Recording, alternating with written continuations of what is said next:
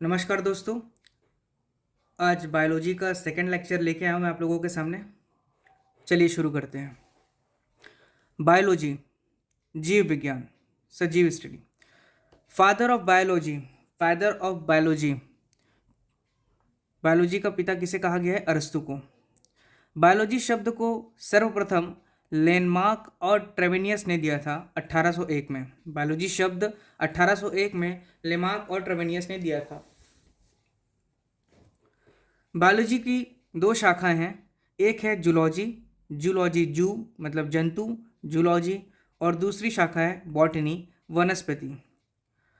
Zoology जंतु विज्ञान का जनक है अरस्तु। ये वही अरस्तु है जो बायोलॉजी जीव विज्ञान का जो पिता है अरस्तु, वही आपकी जूलॉजी का जनक है। जंतु विज्ञान का जनक अरस्तु। वही वनस्पति विज्ञान का जनक कौन है? Theophrastus. Father of botany is Theophrastus and the father of zoology is अरस्तु। सेल। अब हम देखते हैं सेल। सेल क्या होता है? सेल मतलब कोशिका, और सेल के कोशिका को अध्ययन को साइटोलॉजी कहते हैं। साइटोलॉजी, कोशिका के अध्ययन को साइटोलॉजी कहते हैं। शरीर के संरचनात्मक एवं क्रियात्मक इकाई को कोशिका कहते हैं। Cell is the structural and functional unit of our body. शरीर के संरचनात्मक एवं क्रियात्मक इकाई को कोशिका कहते हैं।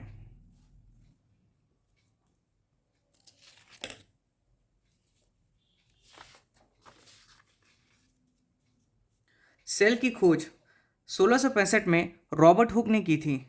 ये प्रश्न पूछता है कि सेल की खोज किसने की थी? तो 1665 में रॉबर्ट हुक ने सेल की खोज की थी। वह भी एक मृत कोशिका पर उसने खोज किया था। इसे माइक्रोग्राफी का किताब में बताया गया है 1665 में। 1665 में रॉबर्ट हुक ने मृत कोशिका की खोज की थी, जिसे माइक्रोग्राफी का किताब में बताया गया है। इसलिए कोशिका के जनक कौन है? Robert Hooke. रॉबर्ट हुक को ही कोशिका के जनक कहा जाता है। किंतु जीवित सेल, जीवित कोशिका की खोज किसने की है? ल्यूनहाक ने की है 1674 में। जीवित सेल की खोज, ये पूछता है प्रश्न कि सबसे पहले सेल की खोज किसने की है? तो रॉबर्ट हुक ने की है। दूसरा, जीवित सेल की खोज किसने की है? तो ल्यूनहाक ने की है। रॉबर्ट हुक ने जिस एक कॉर्क है, बॉल के समान होता है एक कॉर्क, उसमें खोजा था, जो कि एक डेड सेल था। तो मृत कोशिका की खोज किया था, अर्थात प्रथम कोशिका की खोज रॉबर्ट हुक ने किया, लेकिन जीवित कोशिका की खोज ल्यूनहॉक ने किया। ल्यूनहॉक ने ही बैक्टीरिया, जीवाणु का भी खोज करता कौन है? ल्यूनहॉक। ल्यूनहॉक इंपॉर्टेंट पर्सन है जिसने बैक्टीरिया की भी खोज किया है। अब देखते हैं कोशिका सिद्धांत, सेल थ्योरी। सेल थ्योरी किसके द्वारा दिया गया है? तो सेल थ्योरी का प्रतिपादक कौन है? आपका slider and swan. Slider and swan, slider और स्वैन ने ही कोशिका सिद्धांत का प्रतिपादक किया है। शरीर कोशिका से मिल करके बनती है। याद रखना कि हमारा जो शरीर बनता है वो सेल से मिल करके बना है। छोटे छोटे छोटे छोटे ना जाने कितने लाखों सेल्स हैं, उनसे मिल करके हमारा शरीर बना है। कोशिका विभाजन हो करके ही नई कोशिका का निर्माण होता है। सेल डिवीजन, सेल डिवीजन दो प्रकार से होते हैं, एक मियोटिसिस एंड दूसरा होता है मियोसिस। ठीक है, तो उसे हम आगे देखेंगे कि सेल डिवीजन का जब अपन पढ़ेंगे तो कोशिका विभाजन हो करके नई कोशिका का ही आपका निर्माण होता है। कोशिका सिद्धांत का एक अपवाद है। कौन सा अपवाद है? वायरस। वायरस क्या होता है? वायरस एक सजीव मतलब एक लिविंग और एक निर्जीव नॉन लिविंग के बीच के एक योजक कड़ी है।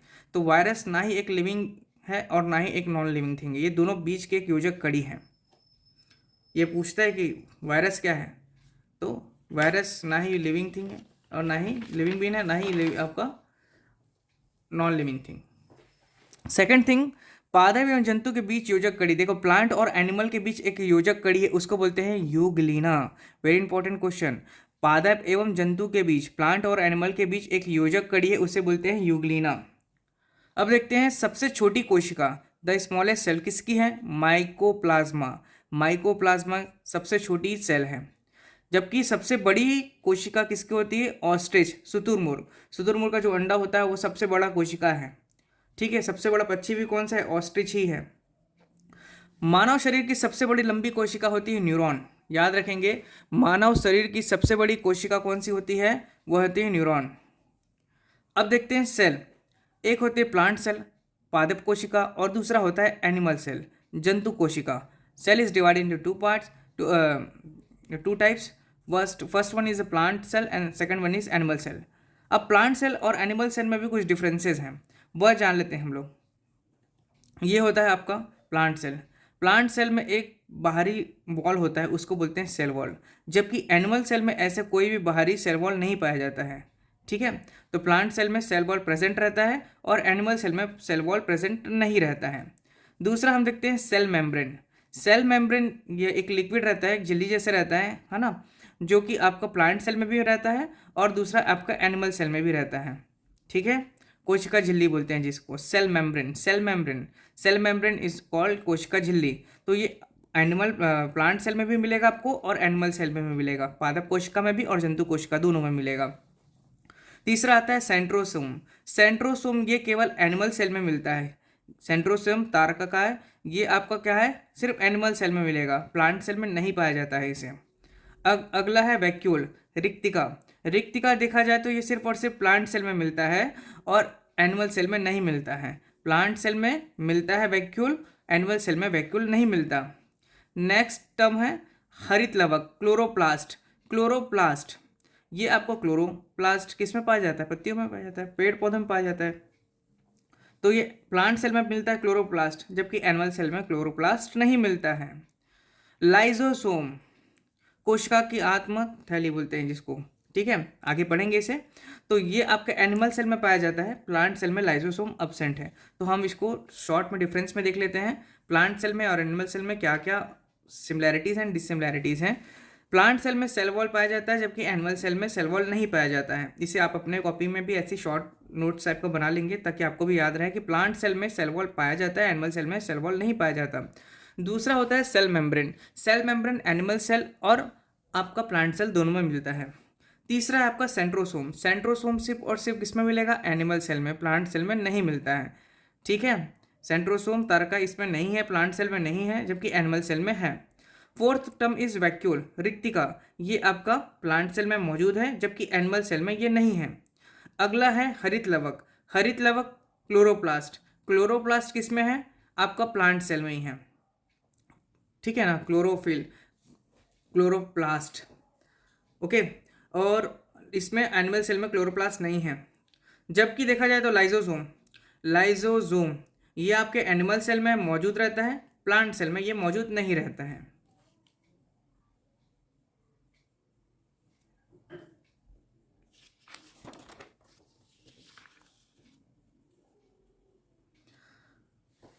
अब देखते हैं सेल वॉल, केवल पादप कोशिका में होती है. हम पढ़ लिए हैं कि सेल वॉल जो बाहरी लेयर होता है, जो बाहरी लेयर होता है किसी भी सेल का, जिसमें एक वॉल बनी रहती है, तो वो प्लांट सेल में ही रहती है. सेल वॉल सिर्फ और सिर्फ प्लांट सेल में रहता है. इसका कार्य पेड़ को सुरक्षा प्रदान करना होता है. पादप कोशिका, प्लांट सेल में जो सेल वॉल होता है वो सेलुलोज से बनी होती है, cellulose.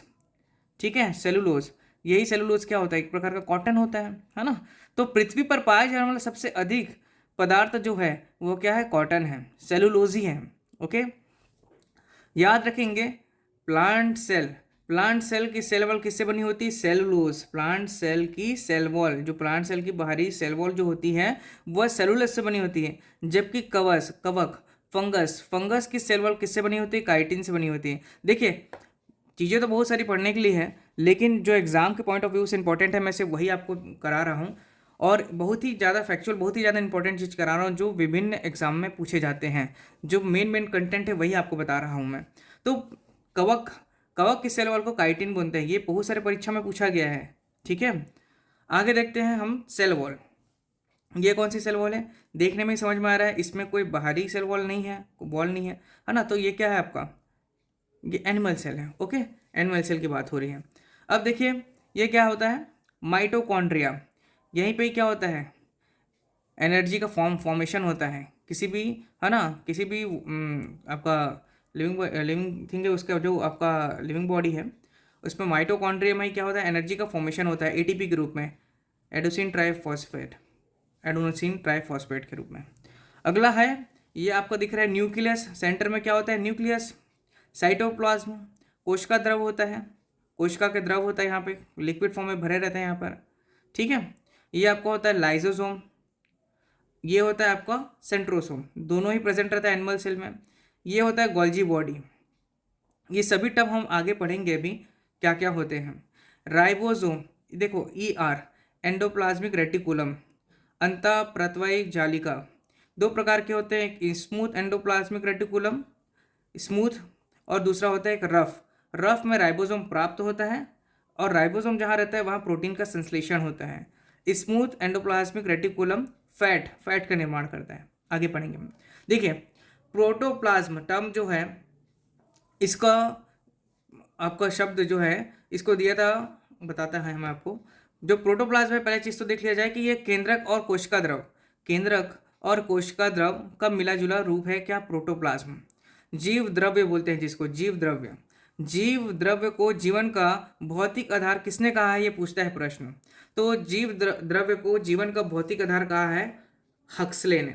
The physical basis of life in इस protoplasm is given by Huxley. Physical basis of life is protoplasm given by Huxley. जीव द्रव, जीवन का भौतिक आधार, जीवन का भौतिक आधार जीव द्रव को बताया है किसने, हक्सले ने बताया है।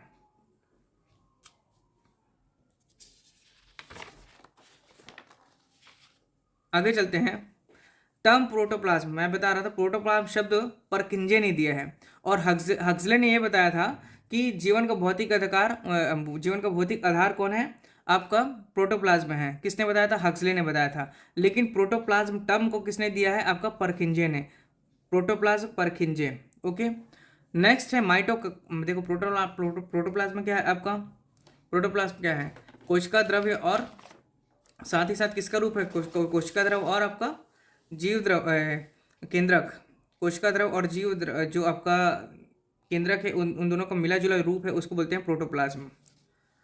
माइटोकॉन्ड्रिया, माइटोकॉन्ड्रिया क्या होता है, कोशिका का शक्ति गृह। यहीं पर ये एनर्जी का फॉर्मेशन होता है। Power house of the cell, storage यहीं पर होता है एनर्जी का। कोशिका द्रव का शक्ति गृह बोल रहे हैं। माइटोकॉन्ड्रिया याद रखेंगे, ये इसमें दोहरी झिल्ली होती है। माइटोकॉन्ड्रिया जो है बताया था अभी, उसमें दोहरी झिल्ली होती है। याद रखेंगे, प्रश्न पूछता है कि किसमें दोहरी झिल्ली युक्त आपकी कोशिका है। तो एक हम लोग यहाँ पर देख सकते हैं, एक शॉर्ट फॉर्म बनाया हूँ मैं, महक। दोहरी झिल्ली युक्त कोशिकाएं कौन कौन सी होती है, महक। माँ से होता है माइटोकॉन्ड्रिया, हा से होता है हरित लवक क्लोरोप्लास्ट, और का से होता है केंद्रक। केंद्रक में भी आपका क्या होता है, दोहरी झिल्ली होती है। हरित लवक में भी दोहरी झिल्ली होती है, और माइटोकॉन्ड्रिया में भी दोहरी झिल्ली होती है। ठीक, माइटोकॉन्ड्रिया के अंदर एक द्रव्य होता है जिसे मैट्रिक्स कहते हैं, मैट्रिक्स। ठीक है, माइटोकॉन्ड्रिया के अंदर एक द्रव्य लिक्विड होता है ना, उसको क्या बोलते हैं, मैट्रिक्स कहते हैं। ये इंपॉर्टेंट है, पूछता है परीक्षा में। माइटोकॉन्ड्रिया की खोज किसने की थी, एल्टमैन ने माइटोकॉन्ड्रिया की खोज की। जबकि माइटोकॉन्ड्रिया नाम दिया, शब्द दिया बेंडा ने दिया। तो बेंडा ने नाम दिया, अल्टमैन ने खोज किया। बेंडा ने नाम दिया, अल्टमैन ने खोज किया, किसका, माइटोकॉन्ड्रिया का। यहाँ पर किंजे ने नाम दिया था प्रोटोप्लाज्म का, और हक्सले ने बताया था क्या, जीवन का भौतिक आधार प्रोटोप्लाज्म है, हक्सले ने बताया था। अब देखते हैं श्वसन। श्वसन मीन्स रेस्पिरेशन। रेस्पिरेशन से ऊर्जा प्राप्त होती है, बिल्कुल होती है। देखिए, सबसे पहले क्या होता है, C6 ग्लूकोज, C6H12O6, C6H12O6, ये क्या है, ग्लूकोज है। ओके, कार्बोहाइड्रेट है। ओके, ये ऑक्सीजन के साथ मिलती है। और क्या होता है, माइटोकॉन्ड्रिया। ये माइटोकॉन्ड्रिया में क्या, एक केमिकल रिएक्शन, बायोलॉजिकल एक्टिविटीज होती हैं, केमिकल रिएक्शन होता है। तो यहाँ पर क्या होता है, कार्बन डाइऑक्साइड रिलीज होता है, वाटर का फॉर्मेशन होता है। कार्बन डाइऑक्साइड हम जो रिलीज करते हैं वो वाटर का फॉर्मेशन होता है ना। और यहाँ पे 36 ATP क्या है, एनर्जी है। ये क्या है आपका, ये एनर्जी का फॉर्मेशन हो रहा है। तो रेस्पिरेशन को याद रखना है, इसे कैटाबॉलिक प्रोसेस, क्योंकि क्या है, यहाँ पे क्या टूट रही है, क्या टूट रही है, ग्लूकोज टूट रही है। ऑक्सीजन के साथ मिल करके ग्लूकोज टूट रही है, जिसको हम लोग खा रहे हैं, ग्लूकोज को खा रहे हैं हम लोग, ऑक्सीजन के साथ मिलता है। रेस्पिरेशन के समय ऑक्सीजन अपन इनहेल कर रहे हैं, तो ये माइटोकॉन्ड्रिया में प्रोसेस हो रही है, जिससे क्या होता है, CO2 रिलीज होता है, वाटर का फॉर्मेशन होता है, और very important 36 ATP energy form होती है। रेस्पिरेशन एक प्रकार का कैटाबॉलिक प्रोसेस है। कैटाबॉलिक मतलब कि टूट रही है, क्योंकि बड़े कॉम्प्लेक्स जो हैं, बड़े कॉम्प्लेक्स छोटे अणु में टूट रहे हैं। कैटाबॉलिक मतलब काटना अर्थात टूटना। ओके, तो respiration is a catabolic process, whereas photosynthesis is a anabolic process. I will tell you. Okay, mitochondria में ऊर्जा संचय हो रही है वह एटीपी के रूप में होती है, एडोनोसिन ट्राइफॉस्फेट। एटीपी का फुल फॉर्म होता है एडोनोसिन ट्राइफॉस्फेट। माइटोकॉन्ड्रिया में जो ऊर्जा संचय हो रही है और एनर्जी स्टोर हो रही है वह एटीपी के रूप में हो रही है। ओके, अब यहाँ पे देखते हैं, मैं अभी बताया जैसे कि क्या आपका रेस्पिरेशन। रेस्पिरेशन का जस्ट उल्टा क्या होता है, फोटोसिंथेसिस का रिएक्शन। देखिए वहाँ क्या हो रहा था, ग्लूकोज टूट रहा था और अपने को एनर्जी मिल रही थी, 36 एटीपी मिल रहा था, वाटर मिल रहा था और कार्बन डाइऑक्साइड भी निकल रहे थे। ठीक है, यहाँ पर देख लेते हैं क्या है, यहाँ पर अपने को मिल रहा है सबसे पहले क्या, C6CO2 carbon dioxide. Carbon dioxide चाहिए, फोटोसिंथेसिस प्लांट में ये रिएक्शन होती है, कौन सा आपका प्रकाश संश्लेषण, हिंदी में बोलते हैं इसे प्रकाश संश्लेषण की क्रिया किसमें होती है, पौधों में होती है, प्लांट्स में होती है। तो 6CO2 plus water, carbon dioxide plus water in presence of sunlight, chemical reaction कहाँ पर होगा, क्लोरोफिल में होगा, क्लोरोफिल पत्तियों में पाया जाता है। ठीक है, तो क्या फॉर्मेशन होता है, एनर्जी, ग्लूकोज सॉरी एनर्जी बोलता हूँ, ग्लूकोज का फॉर्मेशन होता है, ग्लूकोज बन रहा है यहाँ पर और 6O2 ऑक्सीजन रिलीज हो रही है। तो पेड़ों के द्वारा ऑक्सीजन यहाँ से रिलीज हो रहा है, कार्बन डाइऑक्साइड उन लोग इनटेक कर रहे हैं, वाटर का इनके साथ ये केमिकल रिएक्शन हो रहा है, कहाँ हो रहा है, क्लोरोफिल में हो रहा है, सनलाइट के प्रेजेंस में, जिससे क्या बन रहा है, ग्लूकोज बन रहा है। तो photosynthesis reaction is anabolic process, क्योंकि यहाँ पे ग्लूकोज का निर्माण हो रहा है। कैटाबॉलिक काट रहे हैं मतलब टूट रहा है तो मतलब क्या हो गया, कैटाबॉलिक प्रोसेस, क्योंकि वहाँ पे ग्लूकोज टूट रहा था, यहाँ पे ग्लूकोज निर्माण हो रहा है, बन रहा है। तो फोटोसिंथेसिस से क्या होता है, एनाबॉलिक रिएक्शन है, ये पूछता है प्रश्न। और जबकि आपका रेस्पिरेशन क्या है, एक प्रकार का कैटाबॉलिक प्रोसेस है। ठीक, अब एक क्वेश्चन आया था एसएससी सीजीएल में, बाहरी झिल्ली रहित माइटोकॉन्ड्रिया को माइटोप्लास्ट कहते हैं। देखो बाहरी झिल्ली रहित, जिसमें आपको बाहरी झिल्ली, जो माइटोकॉन्ड्रिया जिसमें बाहरी झिल्ली नहीं रहती है उसको क्या बोलते हैं, माइटोप्लास्ट। इंपॉर्टेंट क्वेश्चन था ये। एक प्रश्न और था, टोनोप्लास्ट क्या होता है। टोनोप्लास्ट पादप कोशिका की रसधानी रिक्तिका वैक्यूल, जिसको बताया हमें प्लांट में पाया जाता है, प्लांट सेल में वैक्यूल के ऊपरी पाए जाने वाली एक झिल्ली होती है, उसको बोलते हैं टोनोप्लास्ट। मतलब प्लांट सेल के वैक्यूल के ऊपर पाए जाने वाली एक झिल्ली होती है ना, प्लांट सेल के ऊपर पाए जाने वाली रिक्तिका के ऊपर वैक्यूल के ऊपर एक पाए जाने वाली झिल्ली होती है, उसको क्या बोलते हैं, टोनोप्लास्ट। ओके, नेक्स्ट है लाइजोसोम। बताया था लाइजोसोम की खोज करता है डी डवे, लाइजोसोम ले डूबा तो लाइजोसोम खोज करता है डी डवे इसके खोज करता है लाइजोसोम के। लाइजोसोम क्या होता है, देखिए लाइजोसोम होता है का कार्य क्या होता है, ये मृत या डैमेज कोशिका के को खा जाता है। जो भी अगर डेड सेल्स होते हैं, जैसे हम लोगों को चोट लग गई है या फिर है ना वहाँ पे सेल्स टूट गए हैं, तो वहाँ पे क्या करता है ये, आप क्या इसको उस डैमेज सेल्स को खा जाता है या उसका पाचन कर लेता है या उसको समाप्त कर देता है। इसलिए इसे कोशिका की आत्मघाती थैली कहते हैं। कोशिका की आत्मघाती थैली किसे कहते हैं, ये प्रश्न आता है। The suicidal bag of cell किसको बोलते हैं, lysosome. Lysosome is called suicidal bag of cell, कोशिका के आत्मघाती लाइजोसोम को कहते हैं। या इसे ही आइटम बम भी बोलते हैं, या इसे ही गार्बेज सेल बोलते हैं, सफाई कर्मी बोलते हैं, क्योंकि ये सेल्स मरे हुए सेल्स को खा जा रहा है। ठीक है, अब मैं बता रहा था आपको, एनिमल सेल में पाया जाता है एंडोप्लाज्मिक रेटिकुलम, अंतःप्रद्वय जालिका, एंडोप्लाज्मिक रेटिकुलम ईयर। इसे परिवहन अंग, ट्रांसपोर्ट ऑर्गन कहा जाता है। क्या कहा जाता है, परिवहन अंग, ट्रांसपोर्ट ऑर्गन। दो प्रकार के एंडोप्लाज्मिक रेटिकुलम होते हैं, दो प्रकार के अंतःप्रद्वय जालिका होती हैं। एक होता है स्मूथ एंडोप्लाज्मिक रेटिकुलम और दूसरा होता है rough endoplasmic reticulum. Smooth endoplasmic reticulum, इसमें राइबोसोम क्या रहता है, एब्सेंट रहता है, राइबोसोम इसमें एब्सेंट है, तो इसलिए क्या होगा, लिपिड वसा, यहाँ पे चर्बी बनेगा, ठीक है, फैट बनेगा। जबकि रफ एंडोप्लाज्मिक रेटिकुलम, रफ मतलब R means R present, ribosome is present here, इसलिए राइबोसोम जहाँ भी मिलेगा वहाँ पे क्या होगा, आपका प्रोटीन बनेगा। ठीक है, राजमा दाल होता है, दाल में क्या पाया जाता है, प्रोटीन पाया जाता है, तो बस आप राइबोसोम को समझ लो, राजमा। तो रफ एंडोप्लाज्मिक रेटिकुलम क्या होता है, राइबोसोम इसमें प्रेजेंट रहता है और प्रोटीन का निर्माण करता है। राइबोसोम का कार्य प्रोटीन निर्माण करना ही होता है, यहाँ पे लिखा है। ठीक है, अब देखते हैं राइबोसोम के खोजकर्ता कौन है, पैलेट क्या है, राइबोसोम के खोजकर्ता, इसलिए इसे पैलेट पार्टिकल किसको बोलते हैं, राइबोसोम को कहते हैं Palade particle. Palade particle ribosome को कहा जाता है, और क्यों कहा जाता है? क्योंकि इसके खोजकर्ता पैलेट हैं। राइबोसोम सबसे छोटी कोशिकांग है। ये झिल्ली रहित ये भी क्या है? झिल्ली रहित मेम्ब्रेन लेस है, याद रखेंगे, मेम्ब्रेन लेस है ये राइबोसोम। राइबोसोम की सबसे छोटी छोटी कोशिकांग है। राइबोसोम सबसे छोटी क्या है? कोशिकांग है।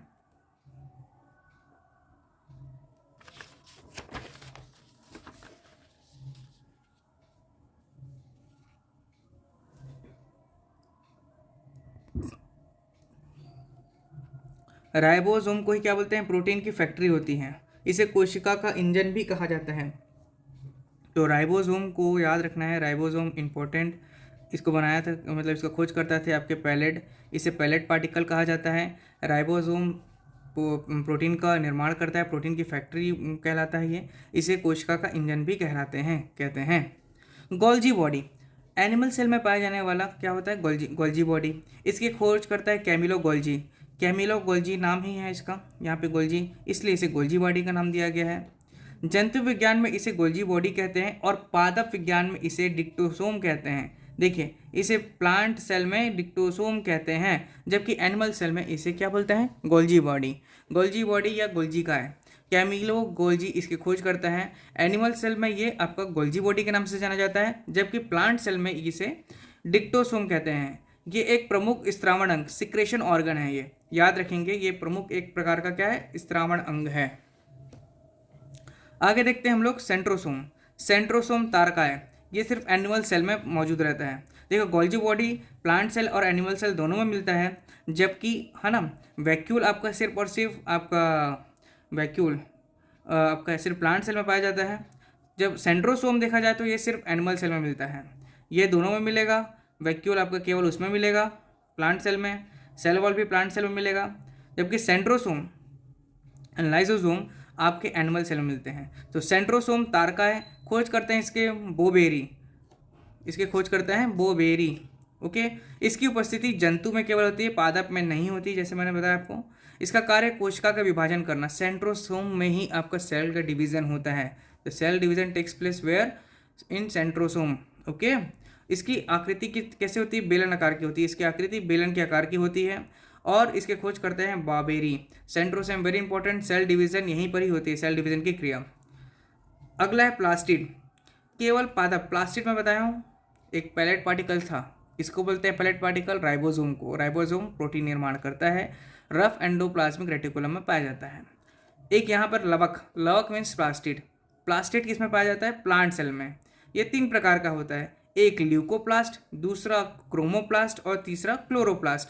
लवक मीन्स प्लास्टिड।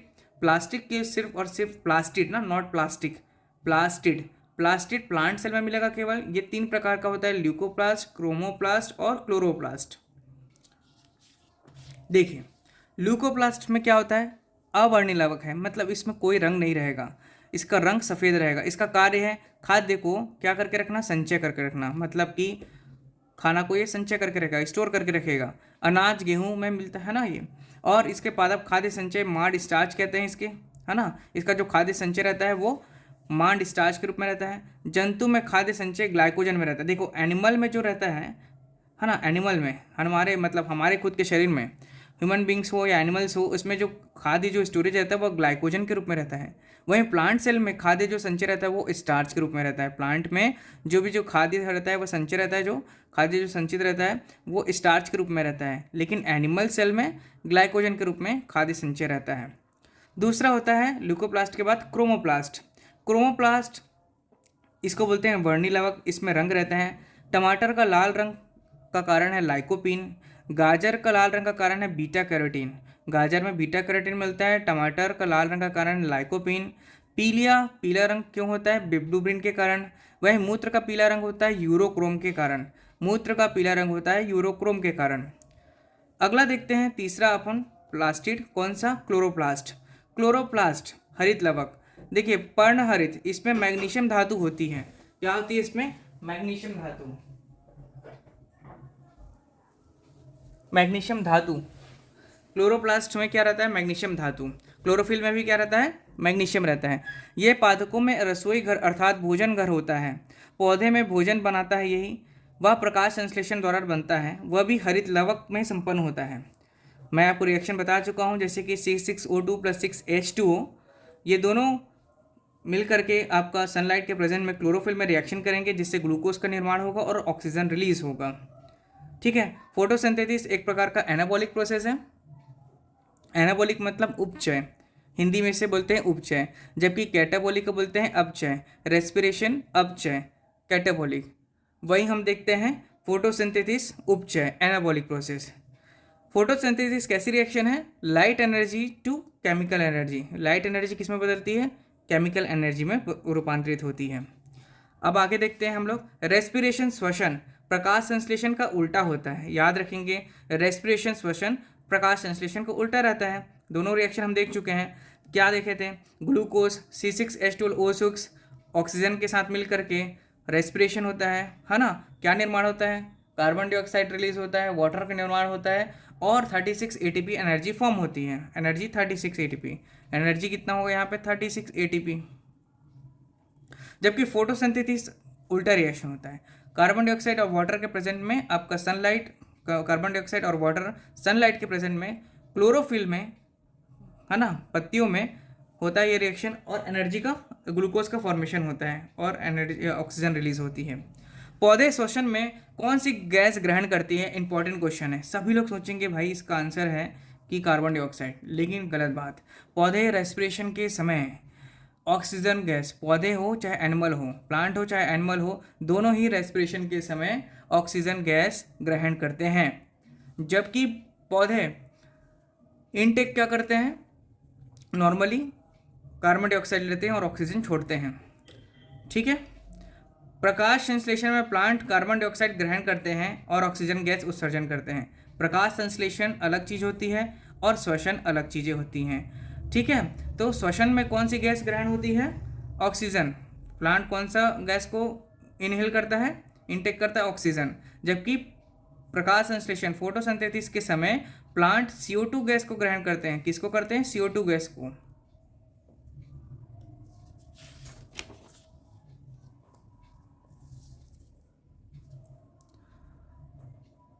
अब एक प्रश्न आया था, आता है, ये आपका नीट में भी आया हुआ था और SSC में भी आया हुआ था। पौधे कौन से रंग के प्रकाश में प्रकाश संश्लेषण सर्वाधिक होता है? प्रकाश संश्लेषण जो होता है वह कौन से रंग में सर्वाधिक होता है? मैक्सिमम देखा जाए तो रेड कलर में और मिनिमम ग्रीन कलर में। ठीक है। रेड, ब्लू और ग्रीन, ये 3 इंपॉर्टेंट कलर हैं। प्रकाश संश्लेषण के समय सर्वाधिक रेड में होता है, फिर ब्लू में, फिर ग्रीन में होता है। ठीक है।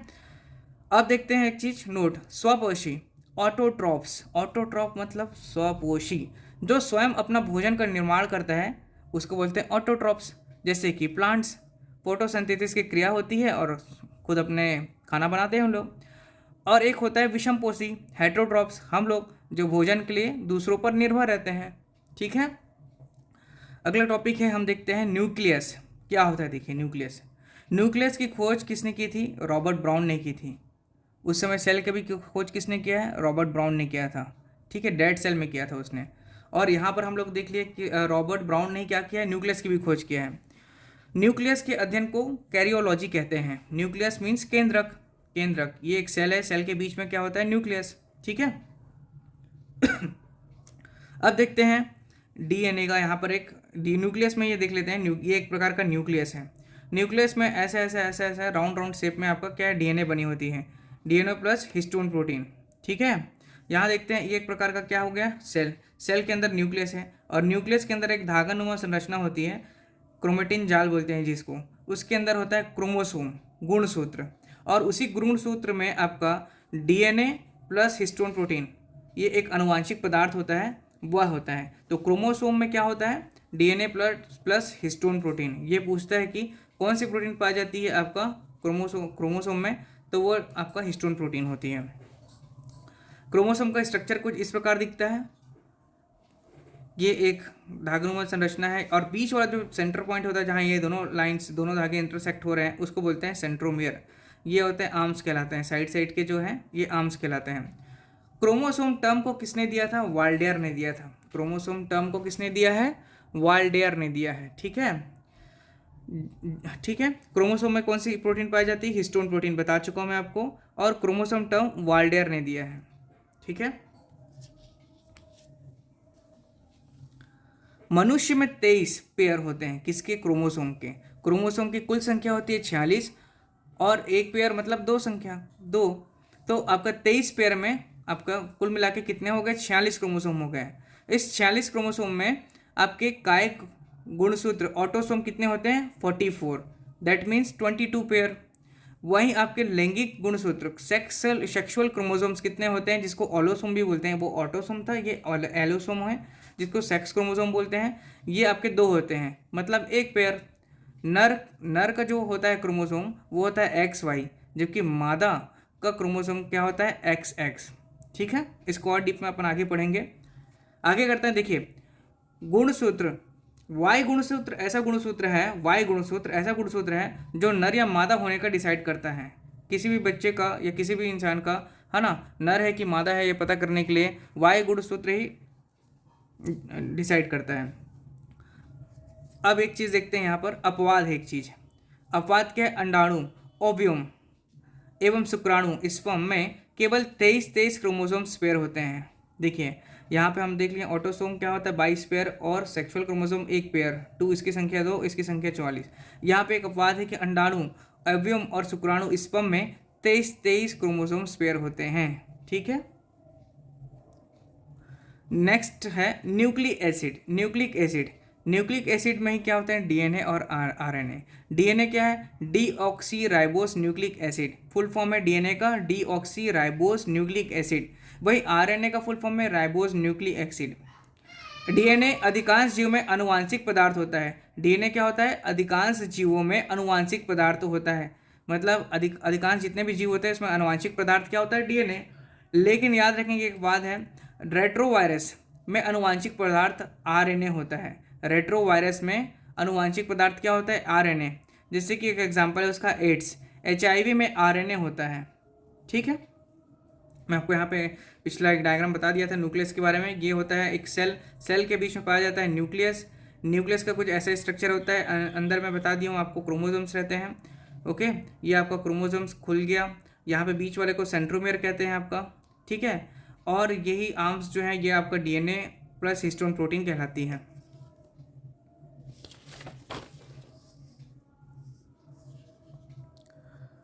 नेक्स्ट वन है आपका DNA।